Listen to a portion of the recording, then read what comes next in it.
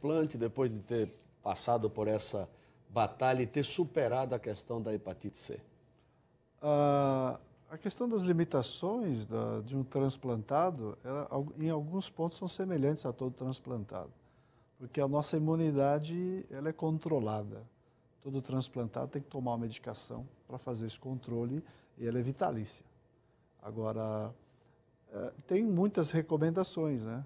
O excesso de peso, você evitar comer embutidos e tomar muito cuidado com a asepsia, com os tipos de alimentos que você consome. Inclusive o Dr. Bahia estava citando o caso dos alimentos com coliforme fecal, essa coisa toda que gera essa hepatite A. Esses alimentos, né, os famosos hot dogs que a gente tanto gosta na rua, essas coisas que tem por aí, é um risco eminente, né, um grande potencial. São coisas que um transplantado, especialmente no início, tem que tomar muito cuidado. Porque depois há um ajuste natural, que o início há uma probabilidade de rejeição, que tem que ter muita cautela. E ainda mais eu, que foi um caso bastante atípico, pelo tempo que eu permaneci no hospital. Então, algumas coisas, em certos aspectos, foram vantagens de eu ficar guardado, vamos dizer assim. Porém, a vida normal, mas com certos tipos de cuidado, especialmente por ter essas medicações e evitar tudo que é muito gorduroso. Não é possível tomar qualquer tipo de medicação, sempre que tem uma complicação qualquer, uma infecção, um resfriado que seja, você tem que notificar o médico que você está conversando, dizer para ele que você é transplantado. Então, de preferência, ele vai prescrever medicações que não metabolizam pelo fígado, ou um outro tipo de medicação para poder amenizar essas circunstâncias. Mas uma vida muito normal, com essa vigilância. Com todos esses cuidados, uma vida normal. Com todos esses cuidados que todo ser humano teria que ter, não é isso? Sim. Eu digo, principalmente em relação à alimentação. A asepsia, essas coisas todas, né? Exato. Agora, doutor Carlos, a sua experiência trabalhando lá no Hospital Brigadeiro, um hospital essencialmente de transplante, não é isso? As pessoas que adentram lá, os pacientes que são lá levados, você tem percentuais em termos de transplante? São resultantes dessa ação nefasta de algum tipo de hepatite, principalmente essa hepatite C? As hepatites por vírus correspondem a mais de 50% das indicações de transplante hoje em dia. Puxa. Não é só lá no Hospital de Transplantes, mas no mundo inteiro. Então, mais no mundo de 50%? Inteiro, nesta faixa, 50% dos transplantes causados pelo vírus da hepatite C. Então, é um vírus que tem uma grande disseminação no mundo todo. O que se estima é no mundo inteiro, a cada 12 pessoas, uma é portadora do vírus da hepatite C.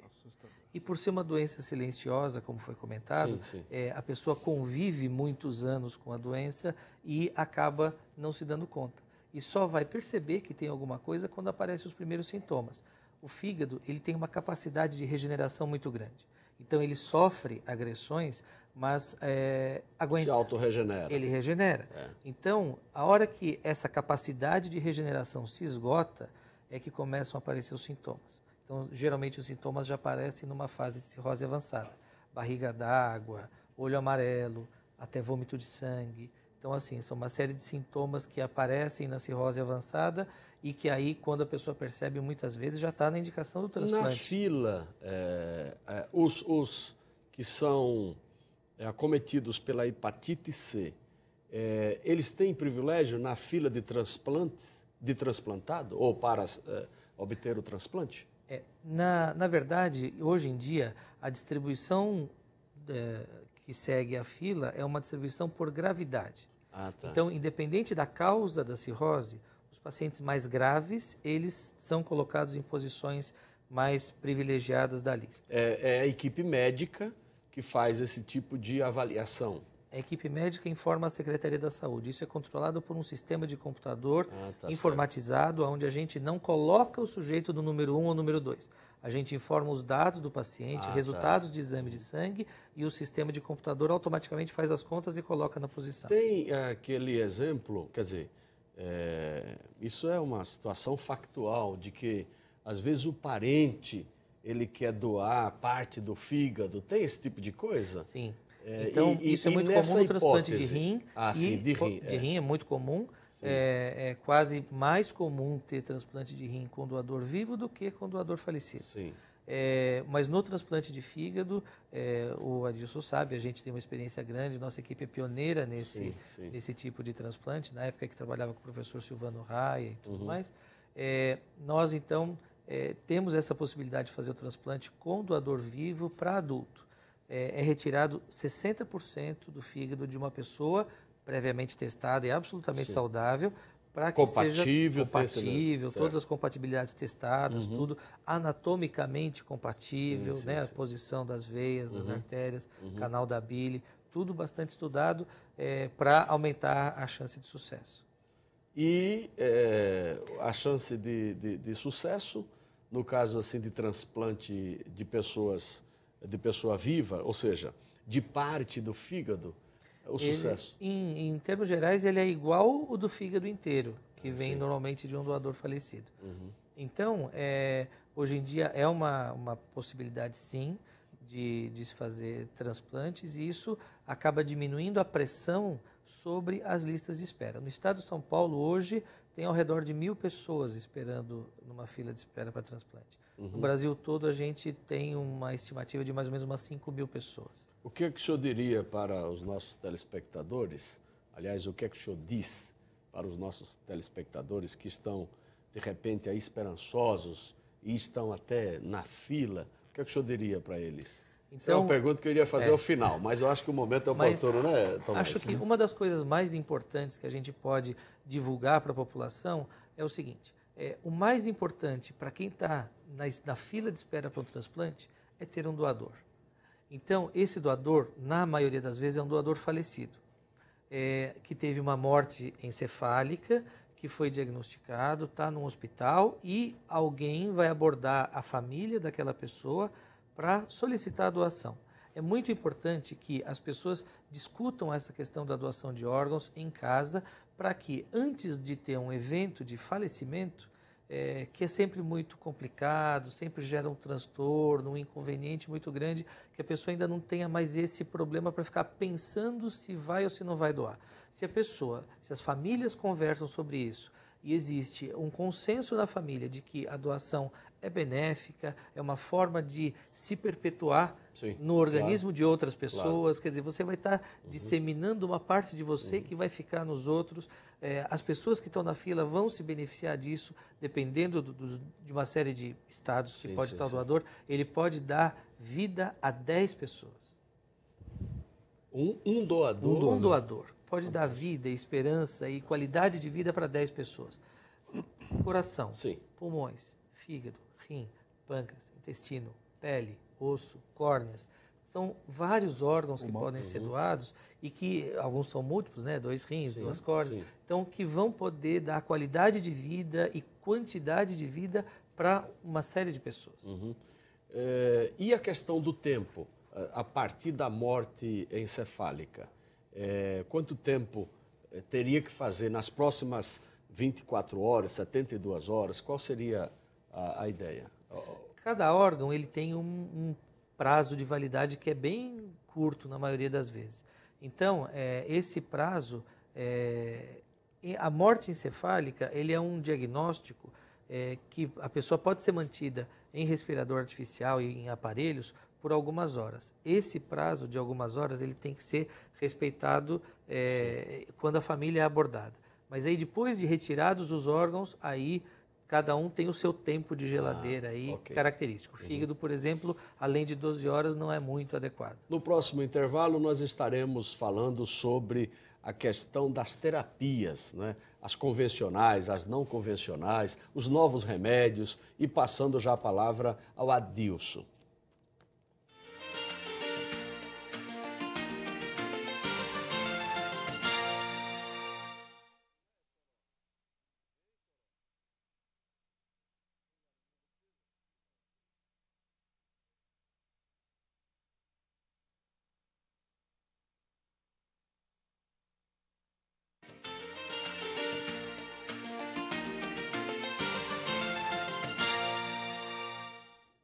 De volta com o programa Assembleia Convida.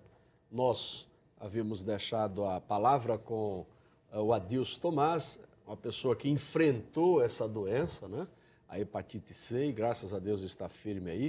O que é que você pondera a respeito de tudo isso que já falamos até agora, Adilson? Eu acho fundamental a oportunidade que nós estamos tendo aqui de trazer informação para a população e para todos de um modo geral, porque, segundo as estatísticas, 87% da população não sabe absolutamente nada sobre vírus C, sobre hepatite C.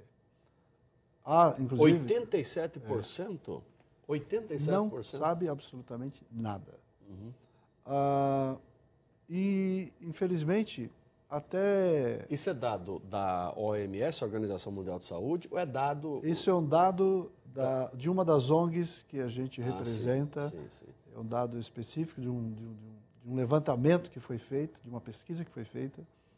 Porque, inclusive, a área médica também tem alguns tipos de necessidade nesse aspecto de informação. É um exame simples e que vai diagnosticar se a pessoa tem o vírus ou não. Hoje em dia, as tecnologias avançaram, tem os testes rápidos, com 3 minutos você consegue saber se tem o vírus ou não, e aí partir para uma trajetória que é o tratamento. E como já foi colocado, com o advento dessas medicações novas, a probabilidade de cura de 90%, né? É altíssima. Algo que alguns anos atrás, não muito recente, não chegava a 55%. Então, a gente precisa passar isso para a população, as pessoas têm que ter essa informação, porque como é uma doença infecto-contagiosa e ela demora a manifestar os seus sintomas, como já foi dito aqui, é importante que as pessoas possam pedir para o seu médico. Olha, eu quero saber se eu tenho hepatite C ou não. Ele vai prescrever lá um anti-HVC, um exame simples, porque às vezes as pessoas dizem, não, mas eu faço um check-up e eu fiz um exame de sangue geral, mas não aparece. Então a pessoa tem que fazer especificamente esse exame, porque existem inclusive segmentos da sociedade, como o Dr. Bahia já disse, 1 em cada 12 habitantes no mundo tem o vírus e não sabe. Estamos falando de 200 milhões de pessoas. Puxa vida. Segundo a Organização Mundial de Saúde. Aqui no Brasil... Quase 10% da população mundial, né? Quase 10%. Nós estamos falando no Brasil de 30 milhões de pessoas. As pessoas que têm acima de 45 anos é um grupo de risco maior, porque o vírus só foi isolado em 1988. Eu fui infectado em 1986, descobri em 2006 a doença. Então, só para dar um exemplo bem prático, as manicures e pedicures. Segundo a OMS, 3 cada 5 tem o vírus, não sabe. Importante que as mulheres ou aqueles que fazem uso de manicure, pedicure, ele tem o seu equipamento pessoal. E nós temos aqui na casa, doutor Carlos Adilson, nós temos aqui na casa um projeto que obriga todo salão de beleza a ter um autoclave. Aquele aparelhozinho de esterilização. Isso é muito importante, né? E aqui fica a dica, essa dica muito importante que o Adilson está colocando, salão de beleza. Quem é que não corta a unha, faz a cutícula, não é isso? Podólogo. Um podólogo. Uma unha encravada vai cuidar. Pois é. Isso é muito importante. Pessoal da área médica, enfermeiros, pessoal da área de segurança, socorristas, pessoal dos policiais militares, etc. Os dentistas, há um grupo também muito alto. Você vê que hoje em dia os dentistas são todos paramentados, né? Eles parecem que estão trabalhando numa obra de construção civil, né? Tá certo. Agora, Adilson, você colocou uma questão que é fundamental, informação. Informação. Para falar sobre as terapias e